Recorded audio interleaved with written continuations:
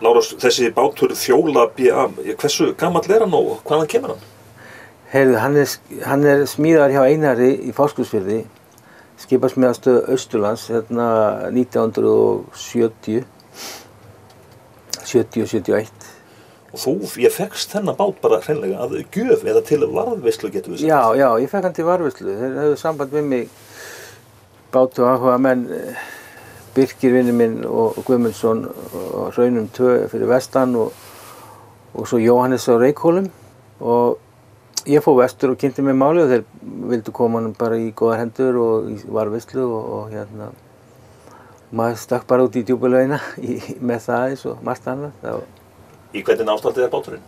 Hann er bara í fínu ástandi og búinn að vera í notkun alla tíð og bara með haffæri og alla græjur, bara í mjög góðu lagi. Það náttúrulega að sýta þessa báta upp á hverju ári og klappa þeim og mála og gera og græja, sko, en ég sigldi honum frá Reykhólum og alla þessa ferð, allan hingað og hann bara reyndist mjög vel. Hann var nú í einkaeigu í 25 ára af þessum árum sem hann er búinn að vera til og var á Patreksfirði og við erum mest þarna við bara ströndina og þar.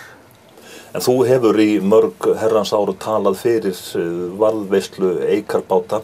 Getum við sagt að þetta sé nokkurs konar svona nýr hún í annar? Já, það má segja það. Ég er búinn að vera, ég talaði fyrir því verkefni og hugmyndafræðilega átti ég hugmyndina að því að lengja gilið hérna niður og hafa hérna menningartengdan bát. Og draumurinn rættist þegar við fengum húna og fórum í það verkefni með hann sem hefur gengið alveg frábærlega og þannig að ég hef verið í þessari bátavernd alla tíð og miklu og bara alveg frá því ég var unglingur þá var ég alinn upp svona í kringum þessa trébáta. En þetta er nú væntanlega svona með stærri eikarbátum sem þú hefur eignast? Þessi stærstu sem ég hef eignast, já, hann er stærstur. En hvað tekur þá núna við eða á næstu árum hjá þér? Er það að búa til einhvern eða mynda hóp til þess að gera bátinu upp? Já, það má alveg segja það að umhverfið hérna á Akureyri er best á landinu til þess að vera með eikabáta, til þess að gera upp. Það er að þeir sem að stýra slipnum hafa verið mjög jákvæðir og það er mikil þekking á uppgerð á svona bátum og síðan eru margir svona pensjónera eða eftirlaunaþegar sem hafa verið að vinna við þetta bæði á bátum og nýri slipp og svona sem hafa þekkinguna og stutt að sækja hana og síðan er verkmenntaskólinn að kenna véltækni og svona sem er í kringum þetta og sem sagt hérna er umhverfið til þess að gera þetta og þetta getur aldrei einn maður staðið í. Þetta er hópvinna og samvinna milli margra aðila að vera standi í þessu. Þegar þetta er orðin svona stærri bátar og ég hef aldrei getað gert þetta, myndi ekki fara í þetta nema því að mitt bakland svona er þokkalegt þannig að ég get leitað til margra aðila og fengið hérna aðstoð við að gera þessa báta upp og forða þeim frá því að lenda á áramótabrennum eins og var hérna í den, það var nú lenskan. Er viðhorf landans að breytast alltaf ár frá árið? Er fólk að vakna upp við það að þarna sé nauðsynlegt að varðveita söguna?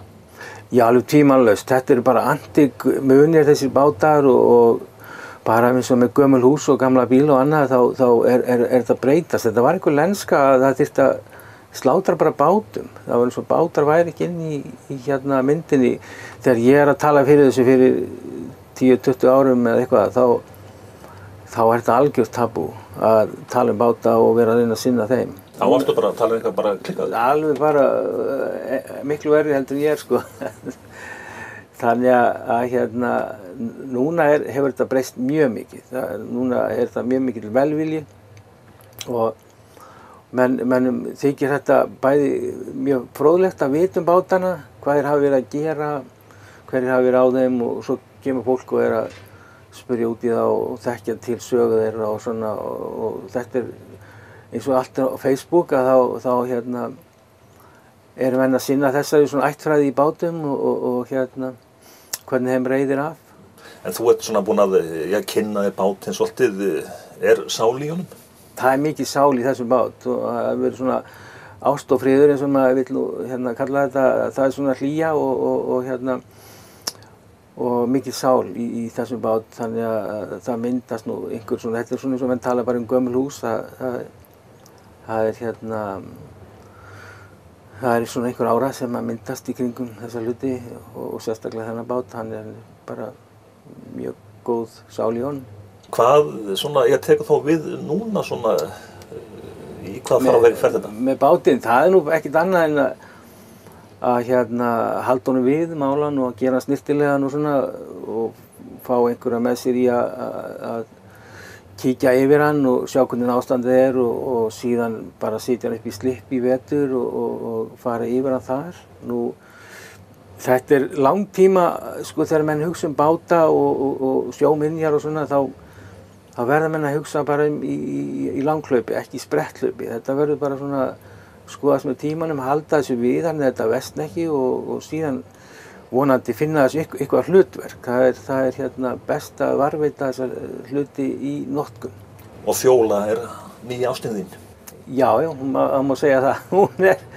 Hún er nýja ástin mín og ég er bara að sinna henni núna og það er nú bara það sem að lífið gengur út af, það er að hafa einhver ástríður og áhuga og þetta er frábært með listastarfseminni að sinna þessum áhuga, sko.